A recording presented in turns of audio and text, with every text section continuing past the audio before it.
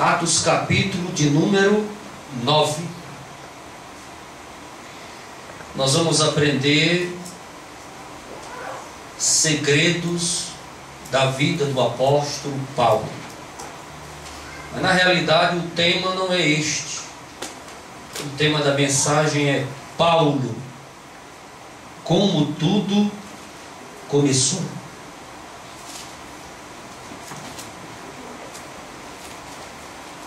Atos capítulo de número 9. Saulo, porém, respirando ainda ameaças e mortes contra os discípulos do Senhor, dirigiu-se ao sumo sacerdote e pediu-lhe cartas para Damasco, para as sinagogas, a fim de que, caso encontrasse alguns do caminho, quer homens, quer mulheres, os conduzisse presos a Jerusalém. Mas, seguindo ele viagem e aproximando-se de Damasco, subitamente o cercou um resplendor de luz do céu, e, caindo por terra, ouviu uma voz que lhe dizia: Saulo, Saulo, por que me persegues? Ele respondeu: Quem és tu, Senhor? Respondeu o Senhor: Eu sou Jesus, a quem tu persegues. Versículo 6: Mas levanta-te e entra na cidade, e lá te será dito o que te cumpre fazer. Os homens que viajavam com ele quedaram-se emudecidos, ouvindo na verdade a voz, mas não vendo ninguém. Saulo levantou-se da terra e, abrindo os olhos, não via coisa alguma, e guiando-o pela mão, conduziram-no a Damasco. E esteve 3 dias sem ver, e não comeu e nem bebeu.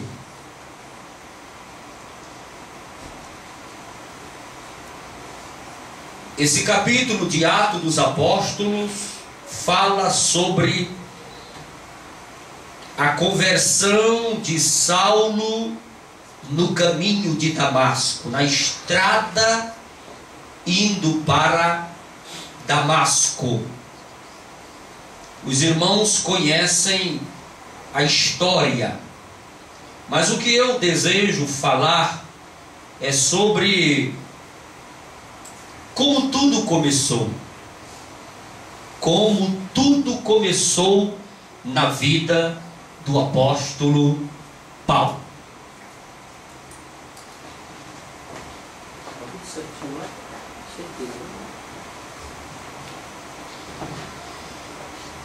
Paulo e a sua judaicidade. O israelita circuncidado da tribo de Benjamim. Em sua casa ele falava o aramaico, herdeiro da tradição do farisaísmo, observador das exigências da Torá. Paulo era o mais avançado no judaísmo do que os seus contemporâneos. Ou seja, quando Paulo fazia faculdade teológica em Jerusalém, ele era conhecido o nerd. Ele era conhecido o que sobressaía diante de todos os alunos. Ele era o melhor da classe. Ele era o nota 10. Filipenses capítulo de número 3, versículo de número 5. Filipenses 3:5. Circuncidado no 8º dia de vida, pertencente ao povo de Israel, da tribo de Benjamim, que era a tribo que cuidava do templo, verdadeiro hebreu, de religião fariseu. E quando observamos aqui a circuncisão, nós precisamos saber que Deus exigiu que o seu povo simbolizasse a santificação das suas vidas por meio da purificação do órgão que serve para a reprodução da vida. Por isso que existia o pacto, a aliança da circuncisão. Circuncidado ao 8º dia. Jesus foi circuncidado ao 8º dia. João Batista foi circuncidado ao 8º dia. Da tribo de Benjamim. Nos dias dos juízes, o exército dessa tribo foi quase dizimado. Restou apenas 600 guerreiros. E Saul era da linhagem da tribo de Benjamim. A Bíblia diz que Saul era um homem alto. A sua altura sobressaía-se diante de todos os judeus. Era um homem alto, não era um homem de estatura média. Mas a Bíblia diz que esse benjamita, esse Saulo, ele era um homem baixinho. Quando estudamos as características fisionômicas de Paulo ou de Saulo, como você queira, dizem que ele era um homem baixinho, de 1,63 m de altura. O nariz dele era redondinho, as pernas eram tortas e ele era careca.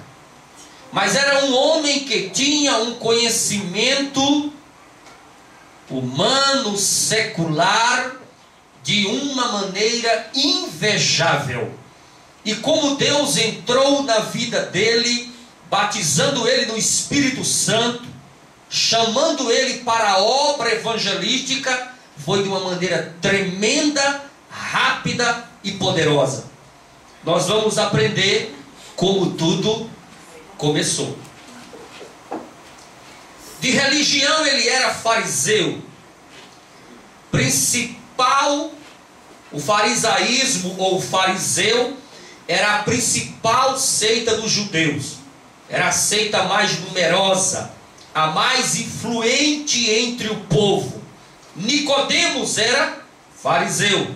Gamaliel, que foi o mestre doutor teológico, era o reitor da Universidade Teológica de Jerusalém, ele era fariseu. E Saulo de Tarso era filho de fariseu, era fariseu. A sua casa era toda constituída de fariseu, seu pai era fariseu, de linhagem fariseu, mas ele se converteu ao Evangelho por obra do Senhor Jesus Cristo, dizer para ele na estrada de Damasco: por que tu me persegues? Veja que coisa maravilhosa, irmão. Ele não disse assim: por que você persegue a igreja? Por que você persegue a noiva? Não, não, não, não. Jesus trata a noiva como uma só carne, como um só espírito, como se fosse ele mesmo. Ele não fala assim para Saulo: por que você persegue a minha noiva? Por que você persegue a minha igreja? Não, não. Ele disse: Saulo, por que você me persegues? Eu estou perseguindo a ti, Senhor, a mim mesmo, porque a igreja sou eu mesmo. Ela é parte de mim. Ela é de mim e eu sou dela. É um amor tão glorioso.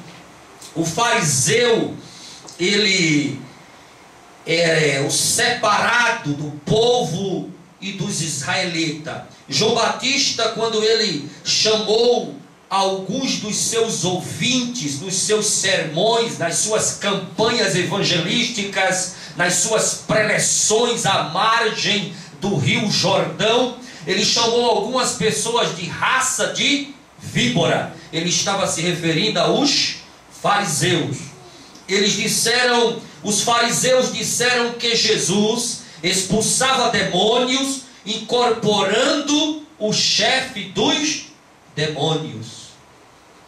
A palavra hipócrita virou sinônimo para o fariseu. E Paulo, ele era desta religião. Ele perseguia a igreja de Deus, porque ele pensava que estava fazendo o bem para o Todo-Poderoso, para Yahvé. Ele achava que o caminho era uma religião maldita, uma seita, algo que era ruim para o seu povo, para o judaísmo, para os 613 preceitos mosaicos. E ele estava zelando daquela religião, ele estava zelando do farisaísmo, ele estava cuidando daquela religião que ele seguia, e ele não sabia nada que estava perseguindo a verdadeira igreja, a original igreja, a igreja criada, fundada pelo próprio Senhor Jesus Cristo, que pagou esta igreja com o preço de sangue.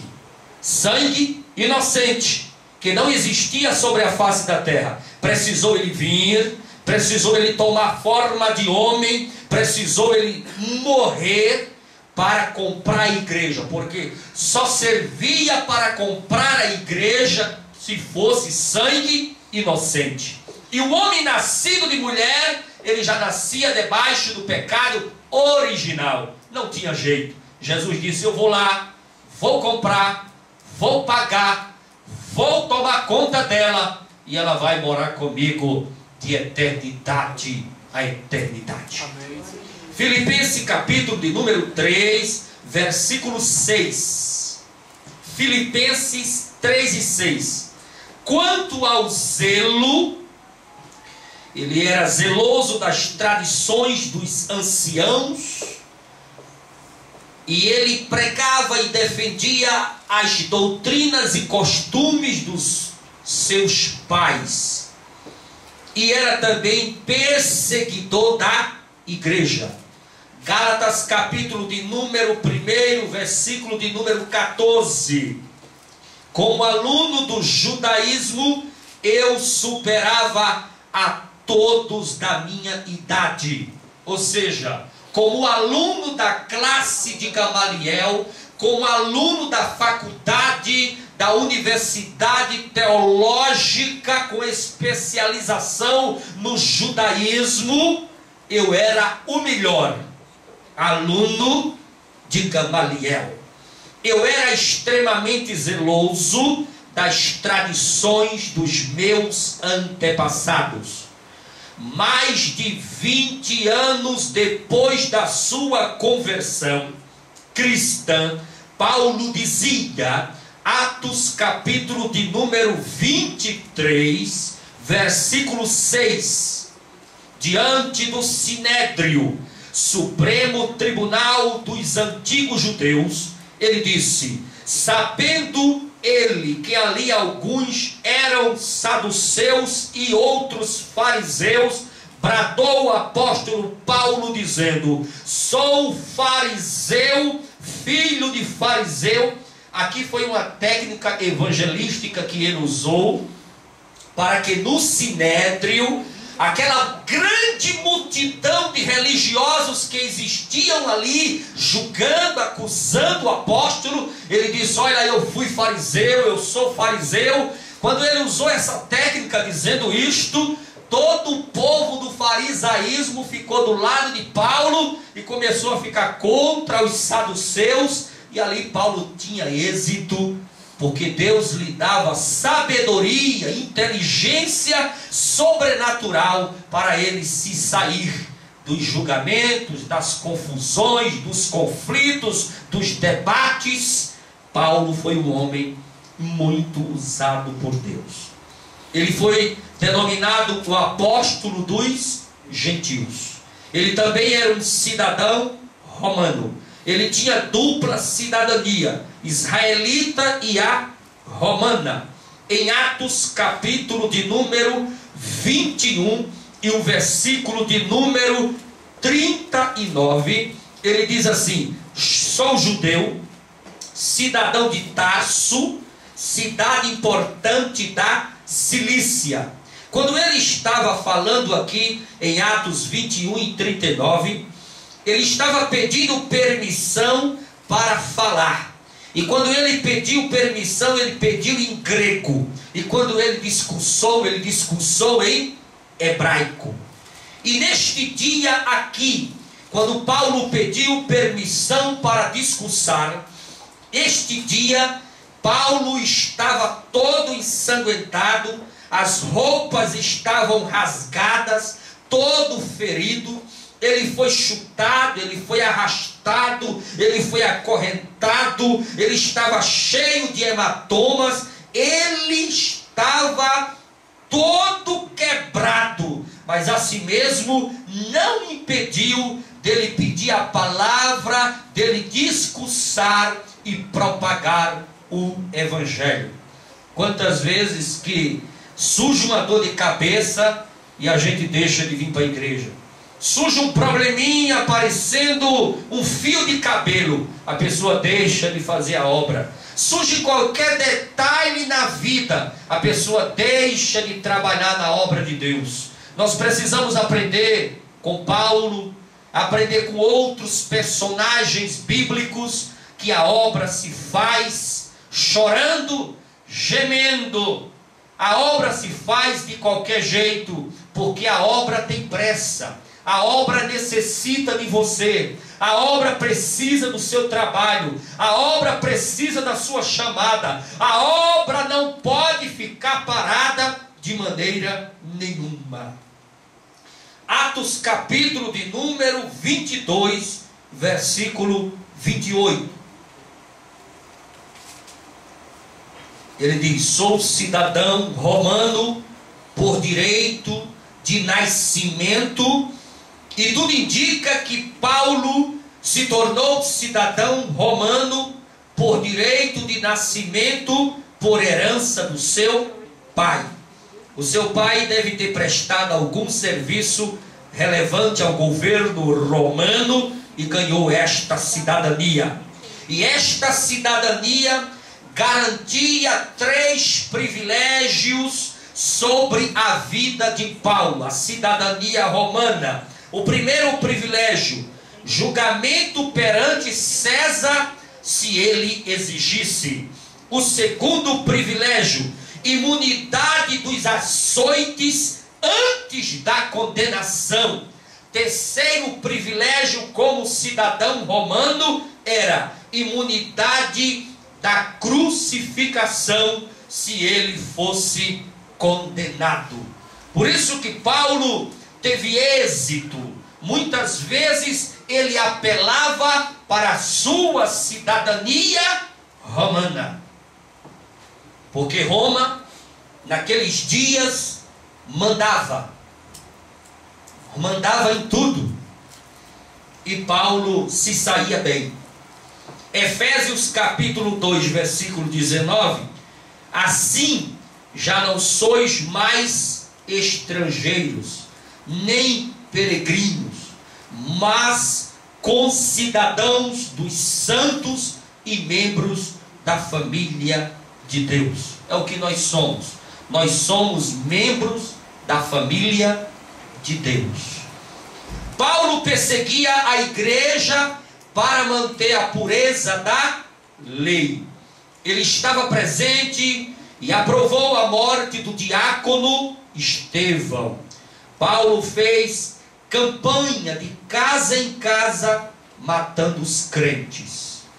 Talvez os irmãos não saibam disto, mas Paulo chegava, estava a família tomando café, todo mundo sentado ao redor da mesa, conversando, o marido recém-chegado do trabalho, tinha acabado de tomar banho, e Paulo entrava com os seus soldados, com carta branca, com procuração na mão do sumo sacerdote, saía chutando tudo, quebrando tudo, arrastava as mulheres pelos cabelos, o homem pelo colarinho da sua roupa, e as crianças chorando dentro de casa, a mesa caía, prato quebrava, janta acabava, sossego acabou, grito para todo lado, e ele saía arrastando para o lado de fora, mandava amarrar e assolava o cacete.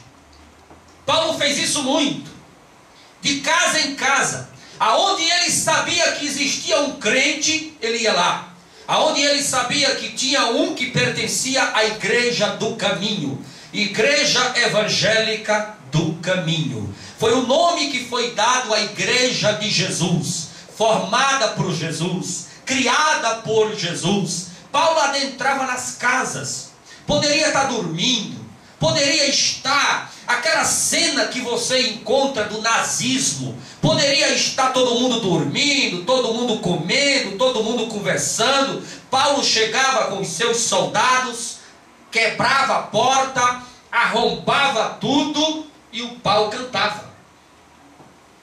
Paulo matou muitos crentes. A única morte que resiste aqui é a morte do primeiro diácono da igreja chamado Estevão, que as roupas, a capa de Estevão, diz a Bíblia, que foi depositada nos pés do apóstolo Paulo, porque ele estava lá como chefe, representando o sumo sacerdote, representando o sinédrio, com carta branca, com procuração na mão. Ele era quem mandava, ele era o todo-poderoso, e quem dava o voto de extermínio era Paulo.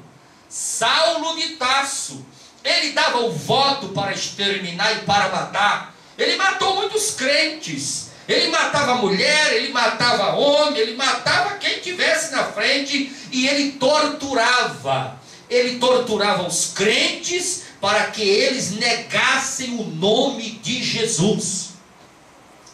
Irmãos, coloque na sua cabeça, Jesus não ia aparecer a um homem no caminho de Damasco, falar ele mesmo com uma pessoa, se a coisa não tivesse tão séria.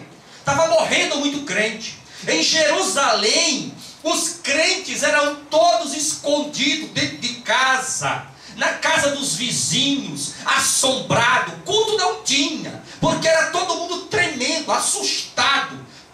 Saulo era um terror. E quando foi para falar com ele, alguém fez uma reunião no céu e disse: manda o anjo Gabriel falar com ele. Paulo era tão terrível que Jesus deve ter dito: se for anjo, ele não obedece não. Paulo não era fácil de viver, de convencer. Ele tinha um conhecimento secular invejável, falava vários idiomas, e difícil de quebrar, difícil de moer. A Bíblia considera Paulo aqui como um touro bravo, que caiu no caminho de Damasco, foi derrubado cego.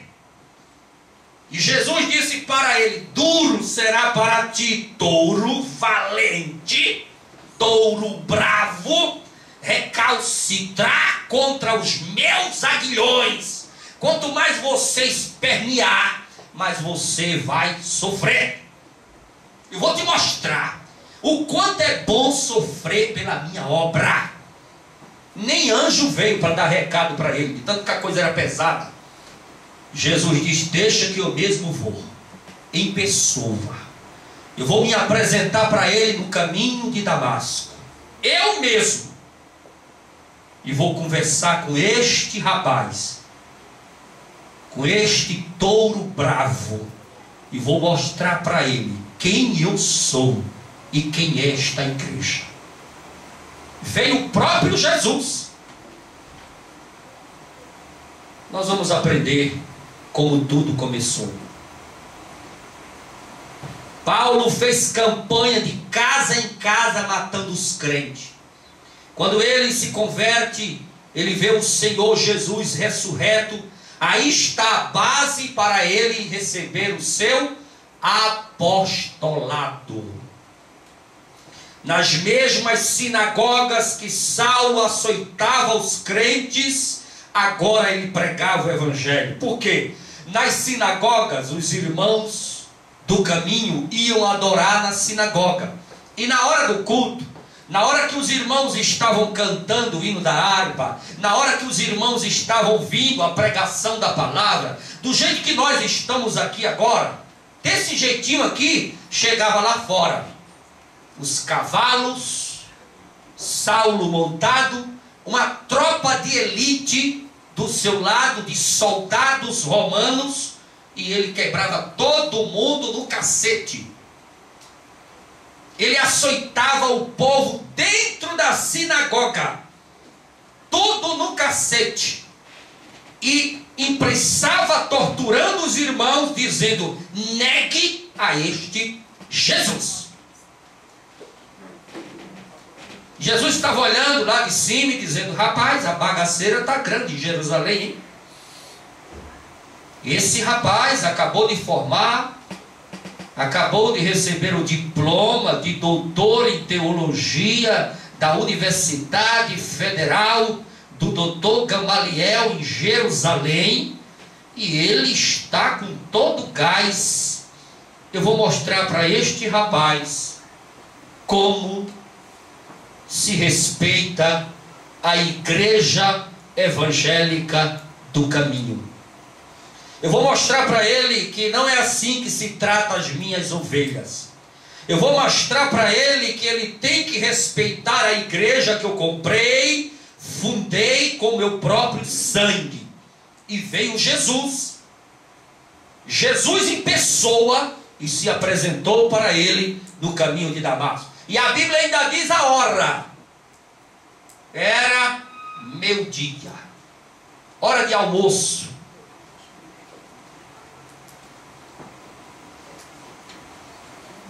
Ele torturava os irmãos, exigindo que os mesmos dissessem que Jesus era anátema. Ele perseguia os crentes como animal selvagem. Paulo, como qualquer novo crente, experimenta de 10 a 14 anos de silêncio, de banco e de esquecimento. Você acha que Paulo, quando ele aceitou a Jesus no caminho de Damasco, ele disse: quem és, Senhor? Se Paulo, eu sou Jesus, a quem tu persegues. Essa igreja que você está perseguindo, ela é minha, rapaz. Eu fundei esta igreja.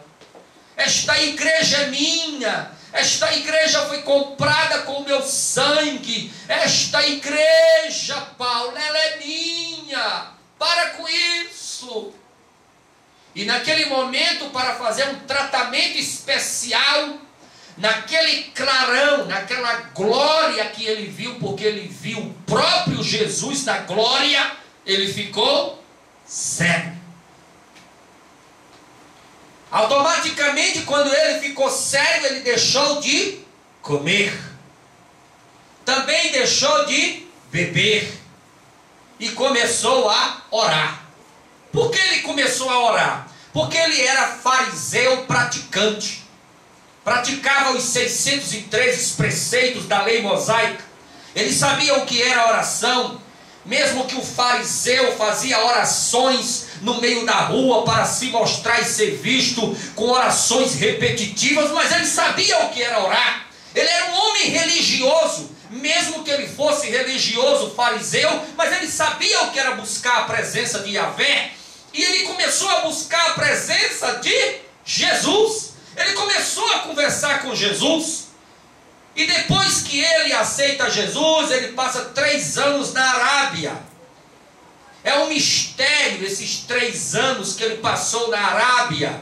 E depois desses 3 anos na Arábia, ele volta para Jerusalém, a igreja sede, a igreja mãe, onde tudo começou, aonde estava lá o presidente de campo, que era quem?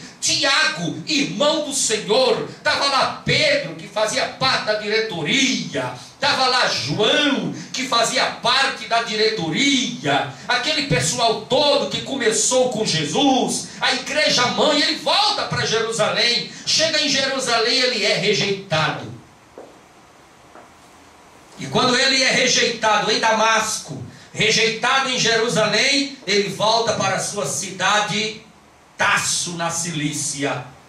Paulo fica no esquecimento. Se você juntar os dias da Arábia, os dias de Jerusalém, os dias lá em Tarso, tudo depois que ele aceitou Jesus, ele passa 14 anos no ostracismo, 14 anos no esquecimento, 14 anos sentado no banco, 14 anos na escola dominical, 14 anos no culto de doutrina, 14 anos aprendendo, 14 anos estudando, 14 anos Paulo ficou no esquecimento. Essa história é tão linda, tão bonita, como tudo começou. O apóstolo Paulo, depois de 14 anos, a igreja de Antioquia, que é a igreja mãe dos gentios, houve um avivamento. A igreja explodiu em crescimento. A igreja cresceu de uma maneira assustadora. Aí Barnabé faz uma visita na igreja de Antioquia, olha e vê aquela coisa tremenda. Alguém diz para Barnabé em Antioquia, um dos pastores lá fala: rapaz, nós estamos precisando aqui, sabe de quê? De obreiro. Aqui cresceu demais, rapaz. A igreja de Antioquia explodiu. Escola dominical explodiu. Culto de libertação explodiu. Culto de doutrina explodiu. Não cabe de gente, cada dia mais cresce. Nós estamos precisando de obreiro. Aí Barnabé disse: eu sei de um cara que alguns anos atrás eu andei com ele, eu conheci ele, eu levei ele a Jerusalém, eu apresentei ele a Pedro, eu apresentei ele para o presidente da igreja, que era Tiago, irmão do Senhor. Eu conheço um obreiro formado, estudado, um cara preparado, fala vários idiomas. E alguém disse para ele: quem é esse camarada? É o irmão Saulo de Tarso. Aonde ele está? Está lá na Cilícia, fazendo tendas, lá no ostracismo, no esquecimento. Barnabé disse: eu vou buscá-lo. Assim como alguém um dia foi buscar alguém lá em Lodebar, assim como alguém um dia foi buscar aqueles que vivem no esquecimento, Barnabé foi o instrumento de Deus que foi buscar Paulo. Estava vivendo na Cilícia, no esquecimento. Chegou lá, ele estava fabricando tendas, ele estava trabalhando, ele estava lá esquecido. Já não era mais aquele que o povo falava, já não era mais aquele que o povo anunciava, já não era mais aquele que estava saindo nos jornais, aquele que estava saindo na internet com o nome na mídia. Já não era mais. Conversão de Paulo já estava esquecido. O que aconteceu no caminho de Damasco, ninguém lembrava mais. Ele tinha sido esquecido. E Barnabé chegou lá, procurou ele e disse: Saulo, chegou a hora da gente trabalhar. Vamos congregar lá em Antioquia, na igreja mãe dos gentios. E foi lá que os dois começaram a trabalhar na obra. E trabalhando na obra, os dois, o Espírito Santo de Deus falou com os obreiros no púlpito, dizendo: separa a mim e a Barnabé, separa a Paulo e a Barnabé para a obra que eu os tenho chamado. E separaram os dois com imposição de mãos, e ali começou a caminhada dos dois, fazendo a obra do Senhor, implantando igreja. E tem um detalhe muito importante: Quando Paulo foi separado para a obra, o chefe era Barnabé, não era Paulo. Paulo não ficou como chefe, Paulo não ficou como primeiro, Paulo era o reserva. Paulo era o tapa-buraco. Paulo pregava, Barnabé dava as coordenadas. E Paulo humildemente aceitou. Além de estar no ostracismo, no óleo, ele vem para a igreja, passa a ser não o primeiro, o segundo. Ele aceita, caminha fazendo a obra, não sendo o principal. Barnabé mandava nele, dava as coordenadas para ele, ele obedecia. Ele foi humilde, ele esperou a hora dele, o tempo dele, o chamado dele. Depois ele se torna o que se tornou uma bomba atômica no Evangelho, ganhando almas, ganhando vidas, preparando igrejas, preparando obreiros, preparando presbíteros, e aí o seu ministério explode de uma maneira tão gloriosa e se torna o apóstolo Paulo, o apóstolo dos gentios. Mas como tudo começou, foi sofrimento, foi lágrimas, foi esquecimento, foi muita coisa que Paulo sofreu para chegar aonde ele chegou. Louvado seja o nome do Senhor. A notícia se espalhava suavemente, e que aquele que já nos perseguiu anuncia. Barnabé retirou o apóstolo Paulo do banco do esquecimento. Suas viagens missionárias duraram 10 anos. Isso aconteceu dentro de 4 províncias do Império Romano: Galácia, Macedônia, Acaia e Ásia. Paulo tornou-se um pastor plantador de igrejas. Ele escolhia os novos convertidos, aquele que mais se destacava entre os outros, e colocava para dirigir os trabalhos. Ele viajava incansavelmente, pregando o Evangelho, evangelizando, fortalecendo e encorajando os crentes. Ele observava e escolhia presbíteros para as igrejas que iriam implantar. E a sua teologia tinha 2 pilares principais que ele pregava, que ele anunciava. A teologia paulina tinha 2 pilares principais. A primeira era a doutrina da justificação pela fé. Paulo, ele sempre usou a justificação pela fé. Ele nunca usou a palavra arrependimento. Existem alguns escritores, historiadores que não aceitam bem Paulo ter omitido a palavra arrependimento. Mas ele substituiu arrependimento por fé. Paulo acreditava que automaticamente aquele que aceitasse pela fé, automaticamente ele já estava se arrependendo de todo o seu pecado, de todas as suas falhas, de todos os seus erros. E o segundo pilar da teologia paulina era o conceito de estar com Cristo. Ele pregava a volta de Jesus com tanta ênfase, com tanta coragem, com tanta força, com tanto amor, que é como se Jesus viesse agora, neste momento. É como se Jesus estava às portas. O povo da igreja primitiva cria tanto que Jesus iria voltar o mais rápido possível, que eles pegavam os bens, vendiam, depositavam aos pés dos apóstolos e esperavam a qualquer momento a volta, a vinda do Senhor. A primeira viagem missionária de Paulo, o ponto de partida foi Antioquia da Síria. Essa igreja tornou-se um centro do cristianismo para os gentios. Houve um tempo na vida de Paulo que Barnabé era o líder e o pastor titular era Barnabé. Paulo era o pregador.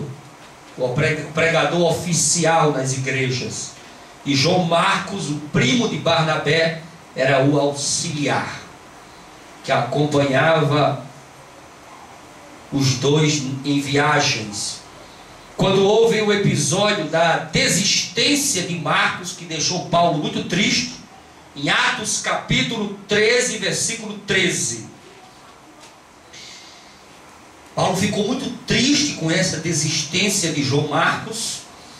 Quando houve a separação, o apóstolo Paulo assumiu a liderança do seu ministério. Paulo chegou a curar um homem coxo de nascença em uma grande cidade, centro, que era Listra. Ali não havia sinagoga, eles adoravam a Zeus e a Hermes. O idioma ali não era o grego, e sim a licaônica. E depois do milagre, o povo queria adorar a Paulo e a Barnabé como deuses, dando-lhes o nome de Júpiter e Mercúrio.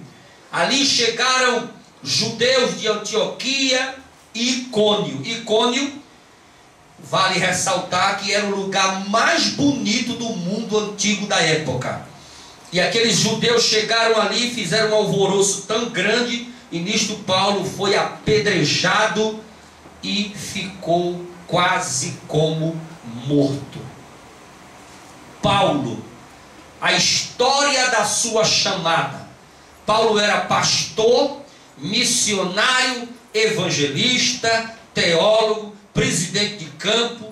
Ele implantou igrejas na Galácia, na Macedônia, na Acaia, na Ásia Menor. Paulo foi a ponte criada por Deus para o evangelho chegar aos gentios. Paulo era um homem cheio de cicatrizes, marcas e dores. Tem muitas pessoas que se preocupam com diploma, né? Se preocupa com isso, se preocupa com aquilo. Mas o que vai chegar lá no céu são as cicatrizes. O que vai chegar lá no céu são as marcas. O que vai chegar lá no céu são as experiências que você adquiriu na caminhada cristã.